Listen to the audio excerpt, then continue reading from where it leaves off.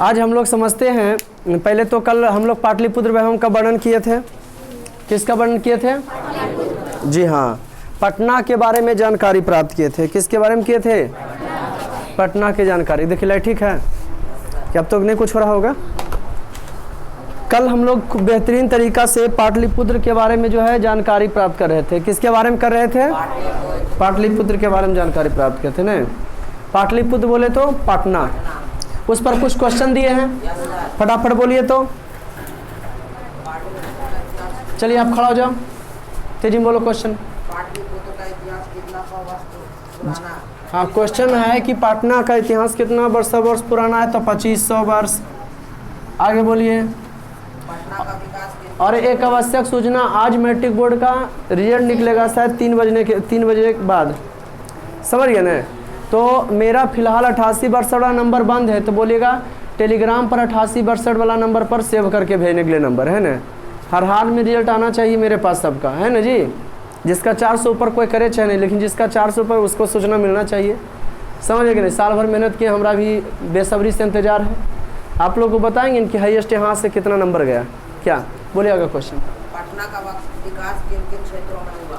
पटना का विकास किन किन क्षेत्रों में हुआ? शिक्षा, उद्योग क्षेत्र, उद्योग क्षेत्र 3 क्षेत्र में ज़्यादा, उद्योग क्षेत्र, राजनीतिक क्षेत्र और हाँ धार्मिक क्षेत्र। ये बराबर सारा ना बाबू, ये सब लिखा हुआ है ना? हैं? Very good. आगे बोलिए, अगला क्वेश्चन। किस रूप में है? पटना पृथ्वी, किस रूप में? पटना पृथ्वी पर हाँ तिलक के रूप में है, तिलक के रूप में। आगे बोलिए। पटना किस नदी के किनारे? गंगा नदी के। तेजी में बोलिए। मौर्य वंश कहाँ का रहने वाला? यूनान का। आगे क्वेश्चन बोलिए। मौर्य वंश का स्थापक कौन थे? मौर्य वंश का संस्थापक कौन थे? चंद्रगुप्त मौर्य। चंद्रगुप्त। किसके प्रधानमंत्री थे? चाणक्य किसके प्रधानमंत्री थे? जी हाँ, चंद्रगुप्त मौर्य के। आगे बोलिए। सिकंदर ने भारत पर आक्रमण कब किया? 326 ईस्वी पूर्व, ईसा पूर्व। पाटलिपुत्र में पटना के कितने कालों का वर्णन है? 3 काल, प्राचीन काल, मध्यकाल और आधुनिक काल, जो कि फिलहाल तुम लोग को चालू कर ले हैं पटना के प्राचीन काल का। पटना के प्राचीन काल का चालू कर ले बाबू। आगे क्वेश्चन। मेगास्थनी ने किस पुस्तक को लिखा? मेगास्थनी जो इंडिका पुस्तक की रचना किया था। कौन पुस्तक का? इंडिका। आगे बोले तेजी में। किस पुस्तक में चंद्रगुप्त मौर्य के इंडिका पुस्तक में, इंडिका पुस्तक में चंद्रगुप्त मौर्य के विकास का कहानी। आगे बोलिए।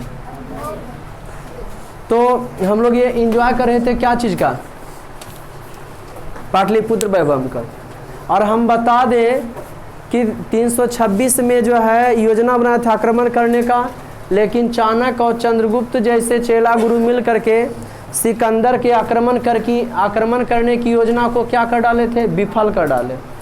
सफल होने के लिए जो है नहीं दिए। क्या होने के नहीं दिए?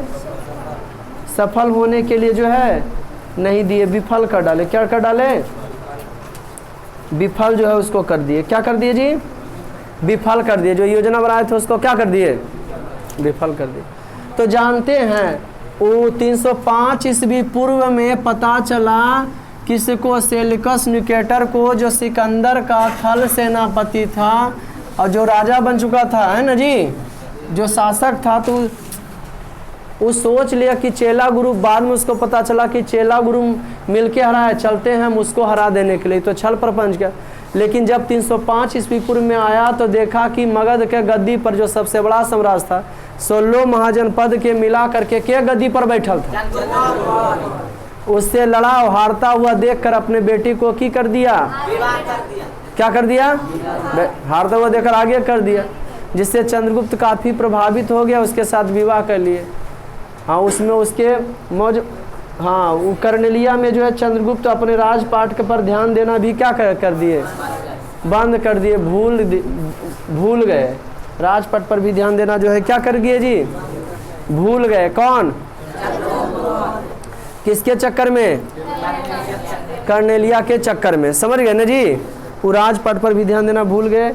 और चाणक्य सोचे इतना बड़ा राजा है तो उसको लड़कियां को की दे दिए, अब ऐसी बर्बाद हो गया तो लड़कियां को जहर दे दिए कि मर जाएगी, इसका टेंशन मुक्त। लेकिन उस सच में प्यार मोहब्बत करता था, वो पगला गया है ना जी। सरवन की बेलगोला में जाके जैन धर्म को जो है की कर लिया, अपना लिया। सरवन बेलगोला में जाके क्या किया? हाँ, जैन धर्म को अपना लिया और वहाँ जो है दिगंबर बन गया, वहीं मर गया बेचारा। फिर उसका बेटा हुआ बिंदुसार, वो खतरनाक निकला। बिंदुसार का बेटा हुआ अशोक हुआ। चलो इतिहास की बात है, आज इतिहास की बात जो हम लोग का चल रहा था उसको देखते हैं। हम लोग का चल रहा था यूरोप में राष्ट्रवाद। तो हम लोग किसका एकीकरण कर चुके थे? फ्रांस का। फ्रांस के संसद को नेशनल असेंबली। ऑस्ट्रिया की राजधानी वियना। ऑस्ट्रिया की राजधानी वियना। सम्मेलन 1815। वियना सम्मेलन, हाँ, वियना से 1800। ऑस्ट्रिया का चांसलर मेटरनिख। घोर प्रतिक्रियावादी शासक था, मनमानी करना चाहता था। वो चाहता था इटली, जर्मनी और फ्रांस का टुकड़ा टुकड़ा करके हम अपना कब्जा जमाएं। यूरोप एक महाद्वीप का नाम है जिसमें बहुत सारे देश आते हैं। उस समय ऑस्ट्रिया का शासक मेटरनिख था। वो चाहता था सब रूल लाइन डिवाइड, फूट डालो और शासन करें, सबको आपस में लड़ाई झगड़ा करवा के हम उस पर क्या करें? शासन करने का कार्य करें। शासन करने का की करें? क्या चीज अपना कर? रूल एंड डिवाइड का, फूट डालो और शासन करे की नीति को अपना कर, बल उसको हम क्या कर दें? तो कहानी आगे बढ़ता। यूरोप में राष्ट्रवाद। राष्ट्रवाद एक ऐसी भावना, ध्यान से सुनो, राष्ट्रवाद एक ऐसी भावना है, राष्ट्रवाद एक सोच है जो किसी भी क्षेत्र में रह रहे लोगों में सामाजिक, सांस्कृतिक एवं भौगोलिक दृष्टि से एकता के वाहक बनता है। कौन चीज? राष्ट्रवाद सामाजिक सांस्कृतिक दृष्टि से एकता का जो है की करने का कार्य करता है, वाहक बनने का कार्य करता है। क्या चीज? आज हम लोग कहानी पढ़ेंगे जो है किसका एकीकरण।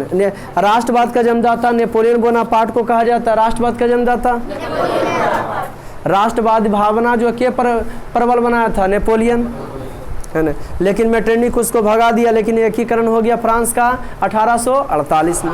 कितना ईस्वी में हो गया? अब इटली का एकीकरण, जब फ्रांस से एकीकरण हुआ तो देखा ऋषि पाप देखा ऋषि पुण्य होता। तो इटली भी चाह रहा था कि हम भी जो है इटली का एकीकरण, हम भी क्या हो जाए? एक हो जाए। ध्यान से सुनिएगा, कल है इस पर क्वेश्चन देंगे, ठीक। इटली का एकीकरण, फ्रांस का एकीकरण हो गया 1848 में। तो इस हम पिछले पढ़ा चुके थे। अब फ्रांस के संसद को की स्टार पॉइंट भी लिखाए थे, स्टार पॉइंट भी लिखे हैं। फ्रांस के संसद को नेशनल असेंबली कहते हैं। कल इस पर क्वेश्चन देंगे, अगला बार स्टार पॉइंट लिखाएंगे। आज भी पढ़ाएंगे इटली का एकीकरण। इटली 19वीं शताब्दी के आरंभ में मात्र भौगोलिक अभिव्यक्ति में था, जहाँ कई स्वतंत्र राज्य हुआ करते थे। इसके कारण यहाँ अलगाव की भावना थी। इटली के एक राष्ट्र के रूप में स्थापित होने में भौगोलिक समस्या के अलावा कई समस्याएं थी, है ना जी। क्योंकि इटली में ऑस्ट्रिया और फ्रांस जैसे विदेशी राष्ट्रों का क्या था? हस्तक्षेप। इटली के कुछ क्षेत्रों पर, मान लीजिए इटली ऐसे था उस समय, यहाँ इटली, जैसे पटना, मुजफ्फरपुर, गया नहीं है, ठीक। वहाँ पर से कुछ इटली ऐसे था, कोई बड़ा क्षेत्र था, कोई छोटा क्षेत्र था, कुछ ऐसे था, माने टुकड़ा था। आपस में लोग यूनियन एकता बना के नहीं थे। कुछ पर जो है ऑस्ट्रिया का अधिकार था, तब कुछ पर किसका अधिकार था? फ्रांस का। इटली का कोई अपना जो है वर्चस्व नहीं था। समझ गए कि नहीं? तो वहाँ नेपोलियन का पतन हो गया, समझ गए ना जी। तो वहाँ एक राष्ट्रवादी नेता पनपे जो चाहते थे इटली के जनता के प्रति, उनका नाम था मेजनी। क्या नाम था? वो चाहते थे कि इटली का एकीकरण हो। जैसे हमारे भारतवर्ष में अंग्रेजों का शासन था, अंग्रेज मनमानी करने के लिए नहीं देता था, तो यहाँ के लोग जन्म लिए और सोचे क्या चीज़ कि हम इसके गुलामी करते हुए मरेंगे तो अगला आदमी भी हमारा गुलामी करते रहेगा। लेकिन अगर हम इससे मरते हैं, इसको भगा के मरते हैं, तो जो है कि हो सकता है यहाँ के लोगों को आज़ादी भी मिल सकती है। यहाँ के लोगों को क्या मिल सकता है? कोई दिक्कत? ठीक उसी प्रकार से इटली में मेजनी का प्रादुर्भाव हुआ, मेजनी का जन्म हुआ। कहाँ? इटली में। मेजनी एक दल बनाया बाबू, जिसका नाम था कार्बोनारी।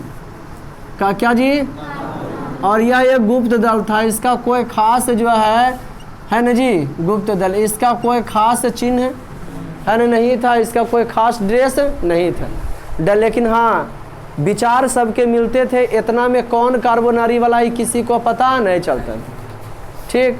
लेकिन कोई गलत कर रहा है अगर इटली के जनता के प्रति, तो कार्बोनरी वाला एकाएक आके ठपठपा के निकल देते थे, पता नहीं चलता था कि कौन कहीं के आदमी मारा। गुप्त दल समझते दल था, लेकिन क्या था, गुप्त, पता क्यों चिन्हन करेगा कि हम लोग दल के आदमी हैं, हम लोग फलना दल के आदमी, काहे कि उसका कोई ड्रेस और उसका कोई चिन्ह पहचान, कोई दिक्कत यहाँ तक। कार्बोनरी दल कौन बनाए, मेजनी। हम पढ़ा रहे इटली का राष्ट्रवाद, इटली का एकीकरण, इटली एक कैसे हुआ, तो भारत देश कैसे हुआ, तो महात्मा गांधी, भगत सिंह, फलना जी बहुत सारे नेताओं के योगदान से हुआ, ठीक उसी प्रकार से एक गुप्त दल कार्बोनरी का गठन राष्ट्रवादियों द्वारा किया गया। किसके द्वारा, जिसका उद्देश्य छापामार युद्ध कर द्वारा राजतंत्र को नष्ट कर गणराज्य की स्थापना करना था, गणराज्य की क्या करना था। प्रसिद्ध राष्ट्रवादी नेता जोसेफ मेजनी का संबंध भी इसी दल से था। 1830 की फ्रांसीसी क्रांति के प्रभाव से इटली भी अछूता नहीं रहा। कितना ईस्वी के, 1830 की फ्रांसीसी क्रांति से मेजनी भी अछूता। फ्रांस में जो क्रांति नहीं हुआ था, गृह युद्ध आपसे में हो गया था, तो ये भी प्रभावित था मेजनी भी। मेजनी एक साहित्यकार था, राष्ट्रवादी नेता था, जो इटली का एक चाहता था। इन्होंने इटली को एक करने के लिए 1831 ईस्वी में यंग इटली नामक संस्था बनाया। यंग इटली संस्था, कौन इटली बनाया जी, 1831 में यंग इटली नामक संस्था बनाया। उस संस्था में जवान जवान आदमी रहते थे जो किसका बात सोचते थे जी, जो इटली के एकीकरण की बात सोचा करते थे, जो इटली की एकीकरण की बात को किया करते थे, जो इटली की एकीकरण की बात को जो है क्या करते थे, सोचा करते थे। 1831 ईस्वी में मेजनी ने यंग इटली का किया, निर्माण किया। फिर 1834 ईस्वी में मेजनी ने यंग यूरोप नामक संस्था का गठन किया। क्या चीज नामक जी, हाँ, 1834 में फिर मेजनी ने यंग यूरोप नामक संस्था का गठन किया। 1831 में यंग इटली का निर्माण किया। कौन इटली का जी, जिसमें जवान लोग साथ दें। जब मेजनी को जवान लोग साथ देने लगे तो मन बढ़ गया कि घट जाएगा, तो इन्होंने एक और संस्था बताया यंग यूरोप की, यूरोप महाद्वीप में जितने भी जवान आदमी इसका संस्था बन सकते हैं और सब अपने अपने देश की आज़ादी के, अपने अपने क्षेत्र की आज़ादी के साथ चलते लड़ सकते हैं। आज़ादी क्या होता है, तो काम करने की मनमानी को आज़ादी कहते हैं। जैसे हमको पढ़ाने का मन है तो हम पढ़ा रहे हैं, लेकिन आज़ादी जब नहीं था तो हमको पढ़ाने का मन है तो हमसे भैंस धोबाता है, ये सब सिस्टम है समझ में। उसका मन चलता था, जो हम पर शासन किए हुए था उसका शासन चलता था। कोई दिक्कत यहाँ तक। लेकिन फिर बात की हुआ 1834 में यंग यूरोप नामक संस्था गठन मेजनी ने यूरोप के अन्य देशों में चल रहे राष्ट्रीय आंदोलन को प्रोत्साहित कर दिया कि यंग यूरोप एक बात है कि सब देश अपना अपना आज़ादी लड़िए।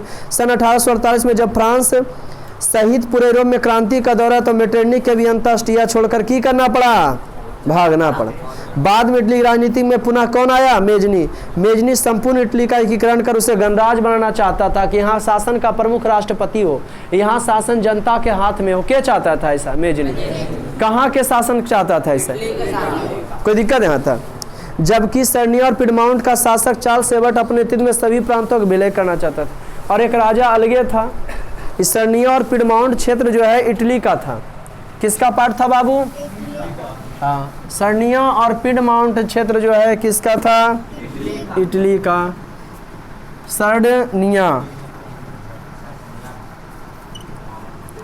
और पिडमाउंट, पिडमाउंट किसका क्षेत्र था, इटली का। सर्निया और पिडमाउंट क्षेत्र जो है इटली का था। चार्ल्स एबर्ट सोचता था कि हमारे अथी में, देखो बहुत सारे पहले राजा ऐसा होते थे ना बाबू, जो निस्वार्थ भावना से लड़ाई झगड़ा करते थे, कोई अपना फायदा देखा नहीं करते थे। जैसे तुमको बताते हैं भारतवर्ष में महात्मा गांधी का निस्वार्थ देश सेवा था, भगत सिंह का निस्वार्थ देश सेवा था। थोड़ा एक मिनट के लिए जरूर लगा, लेकिन जवाहरलाल नेहरू का, बहुत सारे बुजुर्ग नेता ऐसे जो स्वार्थ की भावना था कि हम इस देश के लिए, हम तुम लोग के लिए लड़ रहे हैं न, तो आगे जब जो है अभी बहुत सारा जो मुखिया बना लोग विरोध करता, विरोध करने वाला कौन है कि अगला बार हम इसके विरोध में इलेक्शन लड़ेंगे, जनता को बहका कर रखते हैं ये लोग, हमको वोट कर देगा। तो बहुत सारे राष्ट्रवादी नेता थे जो देश का हित चाहते थे कि कैसे तुम भागो, और कोई चाहते थे कि भगा के हम की बनेंगे, शासक बन जाए। कोई दिक्कत? तो वो चाहते थे, चार्ल्स एल्बर्ट चाहते थे कि सर्नी और पिडमाउंट का एक हम करें, और इमेजिनी चाहते थे कि इन लोगों को जो लड़ा माने मुक्त करें, जो गुलाम बना के ऑस्ट्रिया रख ले है ना जी गुलाम, उसको अपने अंडर में। ऑस्ट्रिया की कहले था जर्मनी और फ्रांस का कुछ क्षेत्रों का और इटली के कुछ क्षेत्रों का वर्चस्व में रख लेता। सबसे बड़ा क्षेत्र ऑस्ट्रिया था, उसके विरुद्ध में अकेला किसी को लड़ पाना, फ्रांस अकेले या इटली को लड़ पाना संभव नहीं था, समझे ना। तो इस तरह विचारों में टकराव हो गया, जबकि दोनों चाह रहा था कि सर्नी और पिडमाउंट का एकीकरण हुआ, लेकिन चार्ल्स एल्बर्ट और मेजनी में की हो गया, टकराव हो गया। तो ऐसे संभव है, दोनों एक बनना पड़ेगा कि नहीं, मिलना पड़ेगा तभी ना आजाद होगा जी। ऑस्ट्रिया के हस्तक्षेप से इटली में जनवादी आंदोलन कुचल दिया, और इसी बीच मार दिया ऑस्ट्रिया, बोला ये के राष्ट्रवादी भावना को पनपा रहा है, कुछ ऐसा नहीं होगा, जैसे पहले वाला व्यवस्था था वैसे ही चलेगा। एकीकरण का द्वितीय चरण, इटली में मेजनी और चार्ल्स एल्बर्ट तो राष्ट्रवादी भावना को प्रबल कि हमारा क्षेत्र हमारा होना चाहिए, और दोनों के विचार में टकराव हुआ, दोनों को एक में होना चाहिए कि दोनों आज़ाद कराते हैं पहले, फिर पब्लिक जिसको चाहेगा वो बनेगा, चलाएगा। इसी बीच 1848 तक इटली का एकीकरण के लिए किए गए प्रयास वस्तुतः सफल नहीं था। धीरे धीरे इटली में इस आंदोलन के कारण जन जागरूकता बढ़ी, लेकिन जो आंदोलन हो रहा था ने तब पब्लिक भी जागृत हो गया था कि हम पर दोसर का देशवा वाला आदमी कब्जा कैले। वहाँ के दमिया कोई बताया तो सब आदमी को पता चला कि हम पर दूसरा कोई कब्जा कैले, तो हम माने दूसरा देश वाला हम पर ऑर्डर करने वाला कौन होता है ना। वहाँ के लोग भी जागृत हो गए कि इसको क्या करना चाहिए, भगाना चाहिए। कहाँ के लोग जागृत हो गए? Very good. राष्ट्रीयता की भावना तीव्र हो रही। इटली में सर्निया पिडमाउंट का नया शासक विक्टर इमैनुअल बना। इटली में जो है सर्निया और पिडमाउंट का नया शासक कौन बन गया? और क्या इटली स्वतंत्र होकर के? ना, ऑस्ट्रिया ही, जब वहाँ देखो ऑस्ट्रिया का काम की था कि अपन चलवा के यहाँ बैठेले हैं, अपने रहता था ऑस्ट्रिया की राजधानी वियना मेटरनिक, उसका काम की था कि यहाँ वो अपना चेला के, मान लो कि चेला फ्रांस वाला दे दिया कि तुम फ्रांस वाला है, सर्नी इटली का क्षेत्र पिडमाउंट और यहाँ का शासक बन जाओ। तुम इंग्लैंड वाला है तो तुम जो है यहाँ का शासक बन जाओ। और जब लोग वहाँ का आंदोलन किए कि शासक नहीं चलेगा तो बोला अच्छा ठीक है, आप ही के क्षेत्र में इतने में से किसी को राजा बना देते, इसको जाइए हम राजा बना देते हैं, है ना जी। लेकिन इसको जब हम बना देते, ये भी चलवा तो हमरे न है जी, ये हमरे बात मानेगा। वो बेहुदा चाल चल गया, पब्लिक को समझ में नहीं आ रहा था। इसके प्रयास में इटली के एकीकरण का कार्य जारी रहा, लेकिन अपनी नीतियों के क्रियान्वयन के लिए विक्टर इमैनुअल काउंट काबूल को प्रधानमंत्री नियुक्त किया। सर्निया पिडमाउंट का नया शासक जो किसको बना दिया गया? विक्टर इमैनुअल को। किसको बना दिया गया? लेकिन विक्टर इमैनुअल जो है की कर दिया, कौन? Victor Emmanuel. विक्टर इमैनुअल को सर्निया और पिडमाउंट का शासक मेजनी के द्वारा बनाया गया। सर्निया और मेजनी द्वारा कहते हैं, मेटरनिक के द्वारा। सर्निया और पिडमाउंट क्षेत्र पर इटली का था, बना दिएगा विक्टर इमैनुअल। लेकिन शासक बना तो विक्टर इमैनुअल, मैंने राष्ट्रपति के रूप। लेकिन काम धाम करने के लिए विक्टर इमैनुअल ने किसको बना दिया? काउंट काबूर को। काउंट काबूर। और हे बाबू, उसके इटली के एकीकरण में सबसे जबरदस्त अगर कोई योगदान दिया है काउंट काबूर। ये एक नंबर कूटनीतिक आदमी थे। जिस प्रकार से चाणक्य थे, चाणक्य जिस प्रकार से कहा करते थे कि किसी व्यक्ति को हराने के लिए, है ना जी, साम दाम दंड भेद अपनाना पड़ेगा, ठीक उसी प्रकार से जो है क्या किया करते थे? साम दाम दंड भेद को जो है अपनाया करते थे के काउंट काबूर। देखिए काउंट काबूर की कहानी सुनिए। काउंट काबूर तो थे अंडर में ऑस्ट्रिया के। जब विक्टर इमैनुअल था तो विक्टर इमैनुअल जब उसके अंडर में था तो ये भी उसके अंडर में थे, उनको चुन दिया। लेकिन इनके अंदर राष्ट्रवादी की भावना था।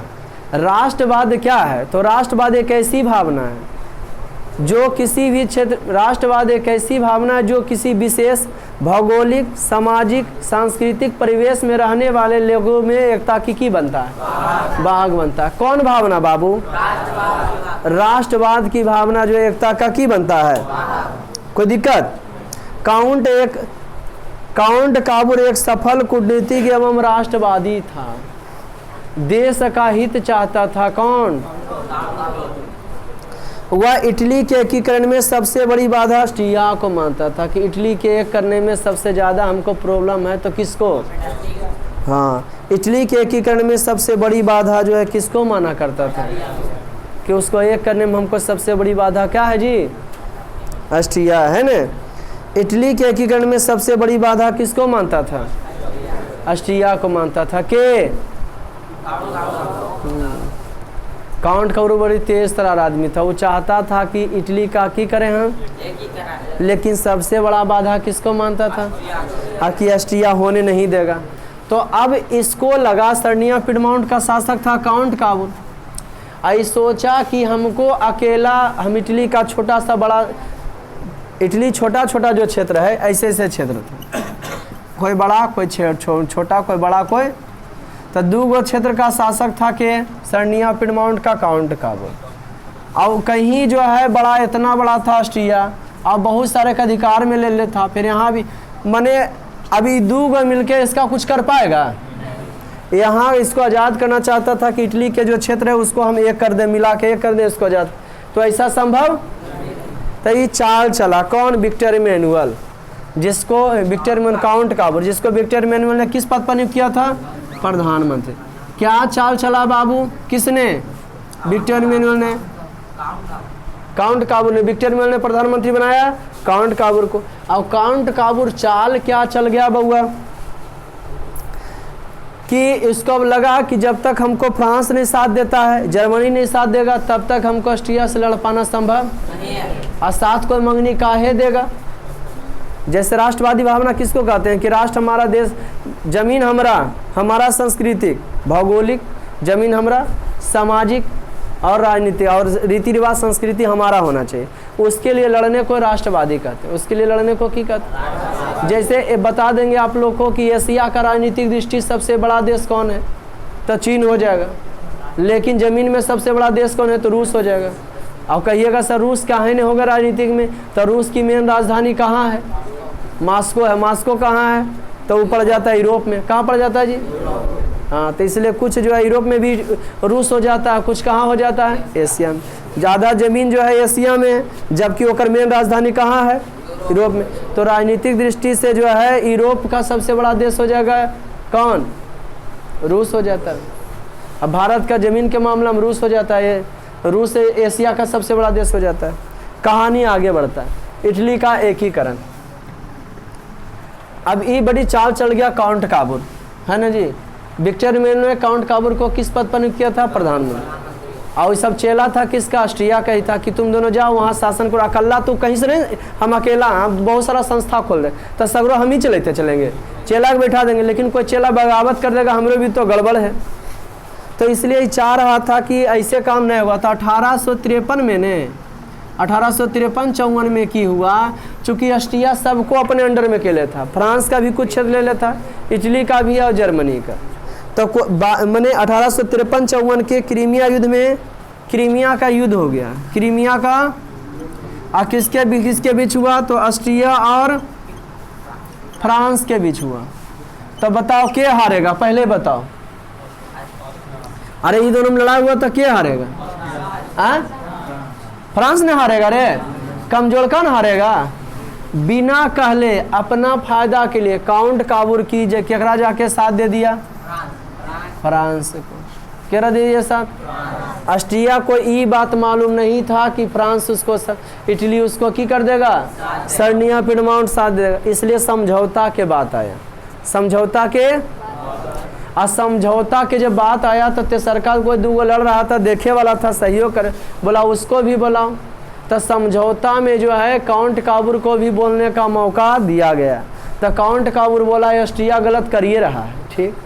दूगो कोई लड़ रहा बरियार एगो कमजोर बरियार और कमजोर लड़ रहा है, कमजोर पिटा रहा, कोई आदमी जाके छोड़ा दिया है न जी, तो कमजोरका को लगेगा न कि बेचारा हमको बचाया।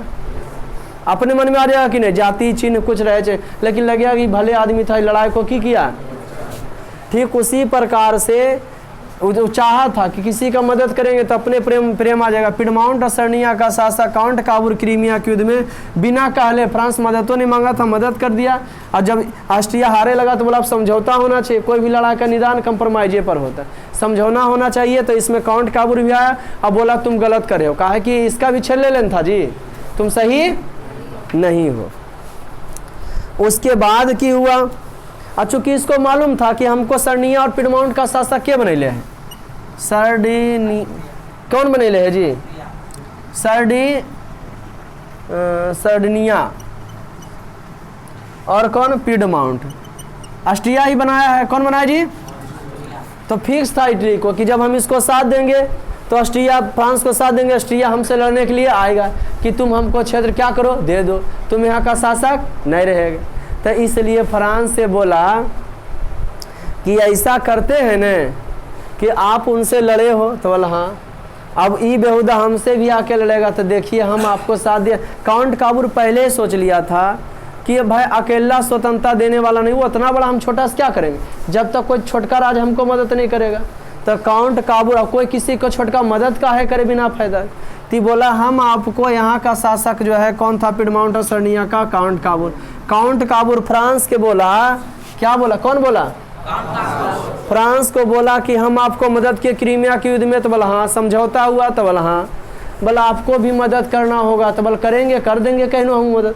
बोल कहनो ना, लड़ैया तो होने जब उसको भड़काए है न जी, जब जो है आग सुलगाए तो विस्फोट तो होवे करेगा, आग लगवे करेगा। भाई सुलगा तो दिए, वाई लड़ाई चाहे कल लड़ेगा, लेकिन जैसी लड़ाइया होगा तो आपको मदद करना होगा। ठीक है भाई तुम किया हम भी करेंगे, लेकिन ना हम मदद ऐसे नहीं लेते हैं। जाइए इटली का दूगो क्षेत्र है सेवाय, इटली के दूगो कौन कौन, सेवाय एगो नीस, बस दो क्षेत्र हम आपको की करेंगे, दे देंगे। छोटा छोटा इससे क्षेत्र था। किसको देने का वादा किया? गांव घर में जानते हैं कि होता है, बदली का काम भी होता। आज तुम हमरा जो है ना गाछी कबाड़ दो, तो कल हम जाके गाछी कबाड़ देंगे। तो कोई कहेगा कहीं कबाड़ेंगे, लेकिन हम बोले हम तुम्हारा गाछी कबाड़े तो तुम भी कल हमको कबाड़ देना। तो तुम जो कबाड़ेगा तो तुमको हम 20 रुपया ऊपर से दे देंगे। ऐसे समझे, टेंशन तो नहीं कहेगा चलिए कल ही कबाड़ दे कि आज ही कर दें, आज समझे कि नहीं कहेगा न हो। ये बोला हम ऐसी मदद नहीं लगे, वो चाल चला काउंट काबूर कि जाइए सेवाएं और नीस दे देंगे, तो आप मन तन से काम करेगा कि नहीं? अरे तो पढ़ा रहा तो हम फिर प्राइज बीच में दे देते हैं, है ना जी, तो हौसला क्यों हो जाएगा, बढ़ जाएगा, और जोश से पढ़ेगा।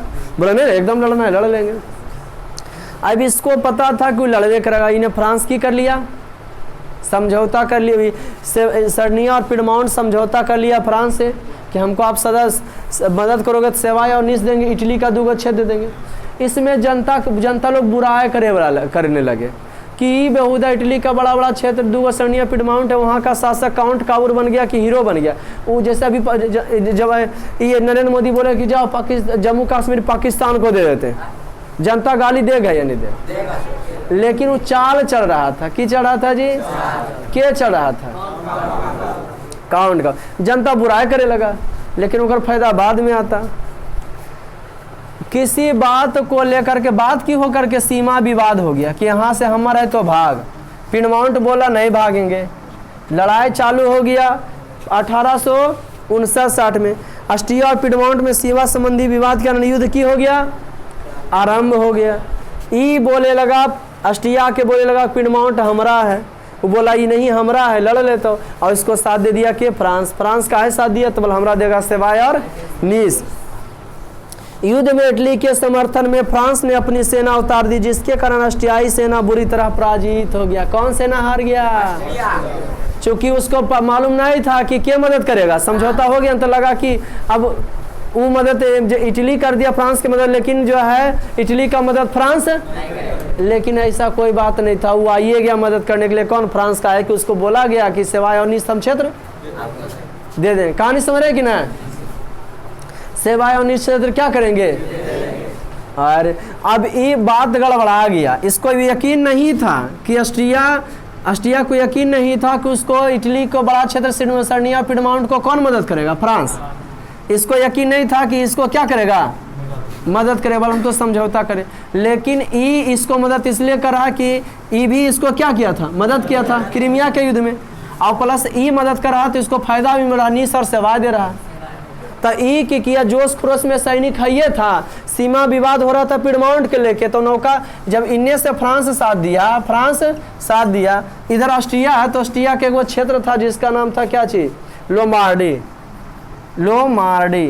जो क्षेत्र किसका था, इटली का ही था, बड़ा क्षेत्र, इटली का ही बड़ा क्षेत्र। तो ई जो चढ़ गया आगे, काउंट काबूर आगे चलाया, सीमा की यहाँ तो मेरा है, अभी आ गया, अभी ई कह दिया, बढ़ गया, जो फ्रांस साथ दिया कि मेरा है, ये और क्षेत्र इसका की हो रहा था, बढ़ रहा था, और क्षेत्र इसका की हो रहा था।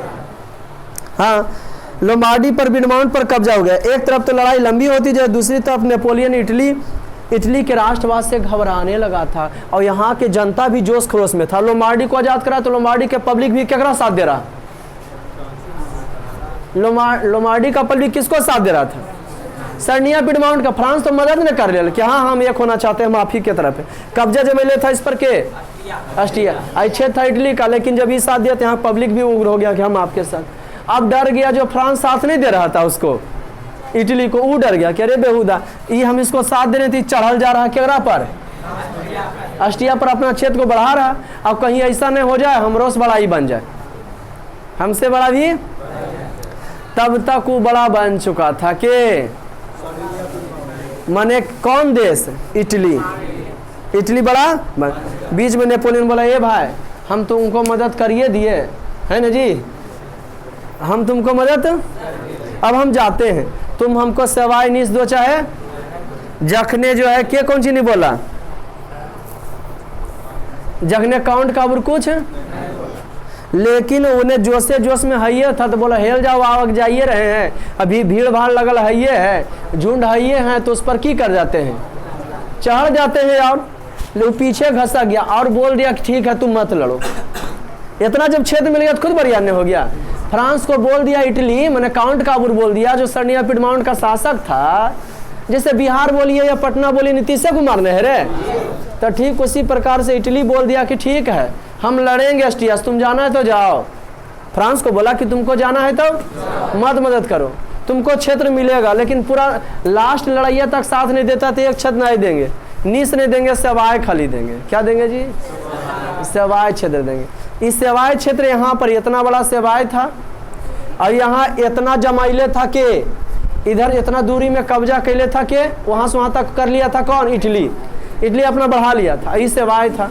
और नीस यहाँ पर था, ठीक है, बोला नीस नहीं देंगे, इतना हमारा रहेगा, ये दे देंगे आपको, मत आप हमको साथ दीजिए। लेकिन एक बात है कि साथ नहीं दीजिएगा तब ऑस्ट्रिया को भी साथ नहीं दिया, चुपचाप रहिए तो हम आपको सेवाएं दे देंगे, इस प्रदेश को हम की करेंगे आपको, ठीक। बोला ठीक है, कुछ नहीं बोलेंगे। और लड़ाइया जैसी समाप्त हुआ बाबू, पिडमाउंट का अधिकार और वेनेसिया पर ऑस्ट्रिया अधिकार मांगे। अतः एक बड़े राज के कमेटी सामने, परंतु काबूल का ध्यान मत इटली, वो तो चाह रहा था कि हम सबको एक ही बार जो एक ही कर ले, एकीकरण कर दे। बदले में नेपोलियन ने शर्त रख दी, जिन राज्यों के विलय होगा वहाँ जनमत संग्रह कराएंगे। बोले हमको जीते न दीजिए, आज वहाँ की कहेंगे पब्लिक को कि अब देश आज़ाद हो गया, तो बताइए पब्लिक लोग किसको शासक बनाना चाहते हैं, है ना जी। फ्रांस को भरोसा दिलाया कि अगर कोई आदमी आपको भी चाहेगा तो आप हमारा सटल है, देख लेना यूरोप है ना, ले लीजिएगा मेरा क्षेत्र, कुछ जो चाहेगा कि बिहार हम रहेंगे फलना देने तो बिहार ले लीजिएगा, ऐसे करके, समझे कि ना, उसको ही भरोसा दिला। अब बाद में छोटा बड़ी धोखा दे दिया, क्या कर दिया जी, सेवाएं के पब्लिक को बाद में बता दिया कि बताइए, जब वो एक हुआ निकली जी, बताइए आप लोग, फ्रांस चाहता है कि मेरा क्षेत्र आप रहिएगा, तो बोलना है तो जाइए आप लोग हंगला कीजिए, हम भी आपका साथ देते हैं। सेवाएं प्रदेश भी नहीं दिया उसको, फ्रांस को। आया समझ में जी, अभी खुद शक्तिशाली बन चुका था उस समय, जनता पिडमाउंट के साथ थी, इसलिए काबूल ने कूटनीति का परिचय देते स्वीकार कर लिया। 1860-61 में काबूल ने सिर्फ रोम को छोड़कर उत्तर तक मध्य इटली के सभी रियासतों को मिला लिया पिडमाउंट में, संबंधित क्षेत्र इटली का एकीकरण कर रहा था। ऑस्ट्रिया भी फ्रांस तथा इंग्लैंड द्वारा पिडमाउंट को समर्थन के भय से कोई कदम अब लग रहा था, ऑस्ट्रिया डर गया था कि अरे बेहुदा फ्रांस मदद करा, अब ज़्यादा इटली से बड़ा बन गया, इटली के साथ कुछ छेड़छाड़ करते हैं तो भले न उसको फिर इंग्लैंड और फ्रांस मदद कर दे तो हम की करेंगे, कुछ आ जाएंगे। और दूसरी तरफ ई उलझल था बेहुदा जर्मनी से, सगरों ऑस्ट्रिया का शासन था। उन्हें जर्मनी वाला भी कह रहा था हम आज़ाद होंगे, तो आधा सेना ऑस्ट्रिया उन्हें भेज ले था। और इन्हें सब 4-5 गो देश, 2-3 गो देश मिलल है, तो मतलब टकराएगा। वो भी ठंडे रहा, शांत रहा, कुछ बोले नहीं। अब भारत में 1942 में जैसे महात्मा गांधी ने करो या मरो का जो नारा दिए थे, हाँ, उन्हें महात्मा गांधी का कहना था कि मौका पर चौका मारो, हर बॉले पर चौका नहीं मारो, आउट हो जाओगे, समझे, मौका पर चौका मारो, जब जैसा तब तैसा। तो चूंकि 1942 में इंग्लैंड में प्रधानमंत्री का क्या था, चुनाव था। अब चुनाव था तो इन्हें धोना शुरू कर दिए भारत में अंग्रेज बाके। अब दोनों चुनाव में खड़ा हो रहे थे, हम का दमिया किससे पूछेगा, है ना, कहेगा उससे जा पूछो, वो कहेगा उससे जाके, तो बीचे में भागाएगा ना जी, कि तुम लोग पूछा पूछी, चल हो भाग, उन्हें अभी को पूछे कोई नहीं ऑर्डर दे रहा कि तुम क्या करो नहीं करो। जैसे फिलहाल अभी विश्व युद्ध के कगार पर आया हुआ है। 1971 की बात हम करते हैं, तो बांग्लादेश को जब साथ दिया भारत, तो हम पाकिस्तान को साथ देने के लिए आ गया अमेरिका, कि पाकिस्तान का क्षेत्र है बांग्लादेश, तुम काहे छेड़ रहा उसको। अमेरिका और इंग्लैंड आ गया। लेकिन उसी समय भारत को मदद करने के लिए कौन आ गया, रूस है, कि तुम आगे बढ़ो तो हम भी इसके तरफ हैं, ऐसा समझ में। तो अभी तो रूस जो है लड़ रहा है यूक्रेन के साथ, अमेरिका लड़ेगा रूस के साथ, बीचे में भारत बड़ी तेज है, मौके पर चौका मार दिया, एगो बम थी मिसाइल मार दिया पाकिस्तान में। आई पगला जो चाहता था इमरान खान को, वही हुआ। इमरान खान हल्ला करे लगा कि बात हम जो है पंचायत में उठाएंगे, यूएनए में, संयुक्त राष्ट्र संघ की मीटिंग में बोलेंगे कि बताइए तो गलती से मिसाइल हमारे देश में गिरेगा, ऐसा ये बात हम कहाँ उठाएंगे। अब भारत यह तो चाहता था कि जब बात यूएन में उठाओगे तुम, तो जे रूस हमको मदद किया है और रूस मांगेगा मदद, तो उसके अमेरिका हमारा पर हमला कर दे, ऐसा समझ में। तो हम कहेंगे कि मदद करें, मामला देखिए लिए पाकिस्तान का हमरा पर बम मारा, तो हम तो खुदे उलझल है, कखने रास्ता लड़ाई होगा, ऐसा समझ में। आई कोई साजिश किया गया है, ये कोई गलती फलती से नहीं गया है, सब रडार में रहता है, चाहता तो अपने से विस्फोट किया जाता है, समझ में। ये सब चाल है, अब सब पढ़े लिखे लोग हो रहे हैं, कैसे क्या होगा। जैसे एक घर में लड़ाई झगड़ा होता है ना, ठीक उसी पर, ठीक उन्हें ऑस्ट्रिया जर्मनी जो है जर्मनी से उलझल था, है ना, तो वही ना है बेटा। नहीं कहावत है बाबू कि बनाओ कभी मैंने क्या कहावत है कि सच्चाई छुप नहीं सकती बनावट की असूलों से, कभी खुशबू आ नहीं सकती कागज के फूलों को। सच्चाई को कब तक आप झाँप के रखोगे। दक्षिणी इटली रोम तथा वेनेशिया को छोड़कर बाकी रियासतों का विलय रोम में हो गया और सभी ने विक्टर इमैनुअल को शासक बना दिया। किसको बना दिया कि आप बन जाइए शासक, बेचारा। और उसके बाद वो राष्ट्रवादी नेता आया काउंट काबूर। कौन आया जी, वो राष्ट्रवादी बेचारा हुआ, पेशा से नाविक था काउंट काबूर। कौन था जी, पेशा से नाविक था। वो खुदे अपन सैनिक के लेकर ट्रेनिंग दिया और खुदे जो है सिसिली और नेपाल पर आक्रमण कर दिया। इटली का 2 क्षेत्र था, मैंने पूर्ण रूप से एक नहीं हो रहा था, वो अच्छा लंबा इटली था, उस पर जो ऑस्ट्रिया का शासन था। तो धीरे धीरे अब इतना को पिडमाउंट और सर्निया को जो लोकतंत्र गणराज्य बनाया कौन, तो काउंट काबूर बनाया। लेकिन आओ क्षेत्र है तो जो के बगल वाला एगो हीरो था गैरीबाल्डी, लेकिन सबका मतलब इटली का एकीकरण था। सिसिली और नेपल्स पर आक्रमण करके वहाँ गणराज्य की स्थापना कर दिया कि चलो इटली का एकीकरण मिलेगा सब। उसके बाद वो आओ आगे बढ़ा, लेकिन गैरीबाल्डी निस्वार्थ था ही नहीं कि हम देश को आज़ाद करेंगे तो हम प्रधानमंत्री बनेंगे, ऐसा वो आदमी नहीं था। वो सोचा और वहाँ हम और आगे बढ़ें। काबूल के विचार गैरीबाल्डी से मिलते नहीं थे, परंतु काबूल ने दक्षिण अभियान का समर्थन किया। 1862 में गैरीबाल्डी ने रोम पर आक्रमण की योजना बनाई, लेकिन काउंट काबूल मना कर दिया कि हम है न, हम इसको आज़ाद करा देंगे, आप टेंशन नहीं लीजिए। तो काउंट काबूल बोला हम एक राष्ट्रवादी नेता, अपना पूरा धन दौलत दे दिया देश को कि जाइए आज़ादी के लिए मेरा धन दौलत खर्चा होवे तो कर दीजिए। भारत में जब राष्ट्रवाद हो रहा था तो गैरीबाल्डी के जीवनी का प्रचार किया गया था कि राष्ट्रवादी नेता होना चाहिए, तो किसके जैसा, हाँ, इटली का तलवार कहा जाता है गैरीबाल्डी को कि वो रीढ़ के था। लास्ट में बेचारे वो किसान पूरा धन दे दिया देश को और लास्ट में वो किसान की तरह जीवन यापन किया। 1862 में काउंट काबूल का भी की हो गया था, मृत्यु होगी। 1870-71 में फ्रांस और प्रसा के बीच युद्ध छिड़ गया, जिस कारण फ्रांस के लिए पोप को संरक्षण प्रदान किया गया। धीरे धीरे उसका क्षेत्र सब मिल गया। अंत में जाकर 1871 ईस्वी में इटली का एकीकरण हुआ, मैंने इटली आज़ाद हो गया। किसके किसके योगदान से, मेजनी, काउंट काबूल, गैरीबाल्डी जैसे महान राष्ट्रवादी नेताओं के सहयोग से किसका एकीकरण हो गया, इटली का एकीकरण। अगला बार हम लोग जानेंगे जर्मनी का एकीकरण। जर्मनी का एकीकरण में की बताएंगे कि जर्मनी का सबसे बड़ा क्षेत्र, जैसे अभी भारत का सबसे में राजनीतिक रूप से दिल्ली है, ठीक उसी प्रकार से जर्मनी का एक बड़ा सा क्षेत्र प्रस्ताव था, जहाँ का शासक, जहाँ का चांसलर कौन था, बिस्मार्क था। जहाँ का चांसलर कौन था? हाँ, तो जर्मनी में चांसलर को प्रधानमंत्री, अभी फिलहाल जर्मनी में चांसलर का ही शासन है। चांसलर किसको कहा जाता है? प्रधानमंत्री को। चांसलर किसको कहा जाता है? अब बताएंगे कि देखा ऋषि पाप, देखा ऋषि अरल, क्या जब देखा ऋषि पाप होता है, देखा ऋषि पुण्य होता है। वो आज़ादी के लिए लड़ रहा था, माने फ्रांस का एकीकरण 1848 में हो गया, इटली का एकीकरण 1871 में हो गया, गैरीबाल्डी, काउंट काबूर, अमेजनी जैसे राष्ट्रवादी नेताओं के सहयोग से हुआ कि सब लोगों का योगदान रहा। कोई अकेला आदमी अकेला चना भाड़ा नहीं फोड़ता है, कोई आदमी जान दे दिया इस देश के लिए, कोई आदमी जो है जिंदा इसलिए रहा कि अगर देश आज़ाद होगा तो हम प्रधानमंत्री बनेंगे, हमें राष्ट्रपति बनेंगे। कुछ स्वार्थ की भावना से भी देश को आज़ाद कराते थे, कुछ निस्वार्थ की भावना से कि कुछ हो चाहे नहीं, हमारा देश आज़ाद होना चाहिए, कोई किसी पर मंजूरी करे नहीं।